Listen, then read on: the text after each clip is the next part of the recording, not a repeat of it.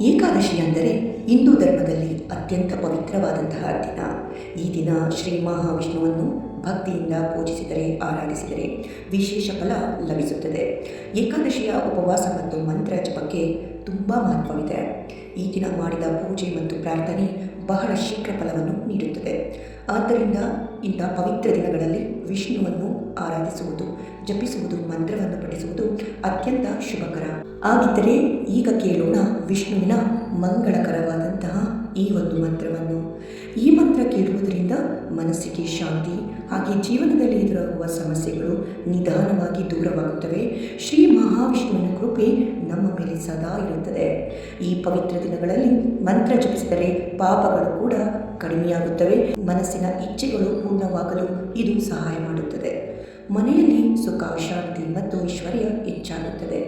ಈ ಮಂತ್ರವನ್ನು 21 ಬಾರಿ ಜಪಿಸುವುದು ಅತ್ಯಂತ ಶುಭಕರ. ಭಕ್ತಿಯಿಂದ ಕೇಳಿದರೆ ದೇವರ ಆಶೀರ್ವಾದ ಖಚಿತವಾಗಿ ಲಭಿಸುತ್ತದೆ. ಓಂ ಮಂಗಳಂ ಭಗವಾನ್ ವಿಷ್ಣು ಮಂಗಳಂ ಗರುಡಧ್ವಜ ಮಂಗಳಂ ಪುಂಡರೀಕಾಕ್ಷ ಮಂಗಳಂ ತನ್ನೋ ಹರೇ. ಓಂ ಮಂಗಳಂ ಭಗವಾನ್ ವಿಷ್ಣು ಮಂಗಳಂ ಗರುಡಧ್ವಜ ಮಂಗಳಂ ಪುಂಡರೀಕಾಕ್ಷ ಮಂಗಳಂ ತನ್ನೋ ಹರೇ. ಓಂ ಮಂಗಳಂ ಭಗವಾನ್ ವಿಷ್ಣು ಮಂಗಳಂ ಗರುಡಧ್ವಜ ಮಂಗಳಂ ಪುಂಡರೀಕಾಕ್ಷ ಮಂಗಳಂ ತನ್ನೋ ಹರೇ. ಓಂ ಮಂಗಳಂ ಭಗವಾನ್ ವಿಷ್ಣು ಮಂಗಳಂ ಗರುಡಧ್ವಜ ಮಂಗಳಂ ಪುಂಡರೀಕಾಕ್ಷ ಮಂಗಳಂ ತನ್ನೋ ಹರೇ. ಓಂ ಮಂಗಳಂ ಭಗವಾನ್ ವಿಷ್ಣು ಮಂಗಳಂ ಗರುಡಧ್ವಜ ಮಂಗಳಂ ಪುಂಡರೀಕಾಕ್ಷ ಮಂಗಳಂ ತನ್ನೋ ಹರೇ.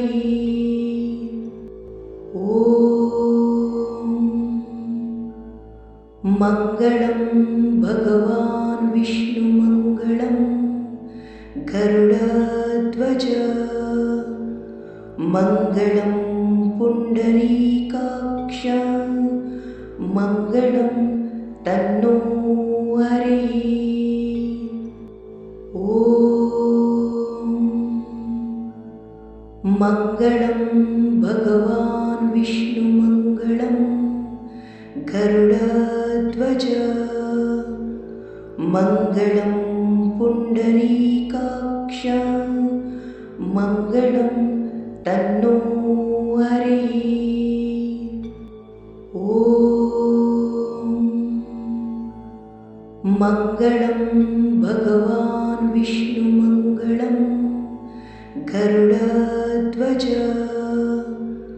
ಮಂಗಳಂ ಪುಂಡರೀಕಾಕ್ಷ ಮಂಗಳಂ ತನ್ನೋ ಹರೇ. ಓಂ ಮಂಗಳಂ ಭಗವಾನ್ ವಿಷ್ಣು ಮಂಗಳಂ ಗರುಡಧ್ವಜ ಮಂಗಳಂ ಪುಂಡರೀಕಾಕ್ಷ ಮಂಗಳಂ ತನ್ನೋ ಹರೇ. ಓಂ ಮಂಗಳಂ ಭಗವಾನ್ ವಿಷ್ಣು ಮಂಗಳಂ ಗರುಡಧ್ವಜ ಮಂಗಳಂ ಪುಂಡರೀಕಾಕ್ಷ ಮಂಗಳಂ ತನ್ನೋ ಹರೇ.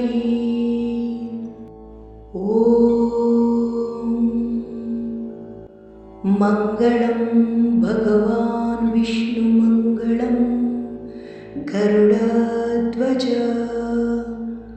मङ्गलं पुण्डरीकाक्ष मङ्गलं तन्नो हरिः ॐ मङ्गलं भगवान् विष्णुमङ्गलं गरुडध्वज मङ्गलं पुण्डरीकाक्ष मङ्गलं तन्नो हरिः ॐ मङ्गलं भगवान् विष्णुमङ्गलं गरुडध्वज मङ्गलं पुण्डरीकाक्ष मङ्गलं तन्नो हरिः ॐ मङ्गलं भगवान् विष्णुमङ्गलं गरुडध्वज मङ्गलं पुण्डरीकाक्ष मङ्गलं तन्नो हरिः ॐ मङ्गलं भगवान् विष्णुमङ्गलं गरुडध्वज मङ्गलं पुण्डरीकाक्ष मङ्गलं तन्नो हरिः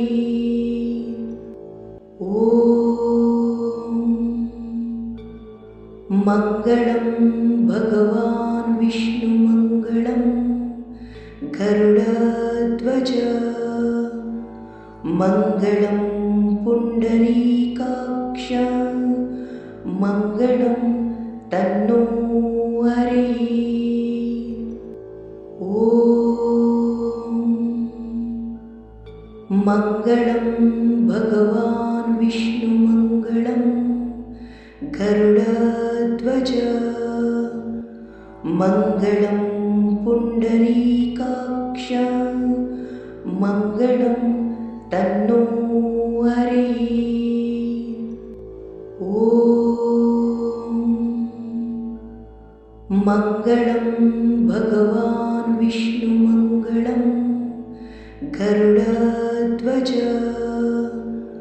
मङ्गलं पुण्डरीकाक्ष मङ्गलं तन्नो हरिः ॐ मङ्गलं भगवान् विष्णुमङ्गलं गरुडध्वज मङ्गलं पुण्डरीकाक्ष मङ्गलं तन्नो हरिः ॐ मङ्गलं भगवान् विष्णुमङ्गलं गरुडध्वज मङ्गलं पुण्डरीकाक्ष मङ्गलं तन्नो हरिः ॐ मङ्गलं भगवान् विष्णुमङ्गलं गरुडध्वज मङ्गलं पुण्डरीकाक्ष मङ्गलं तन्नो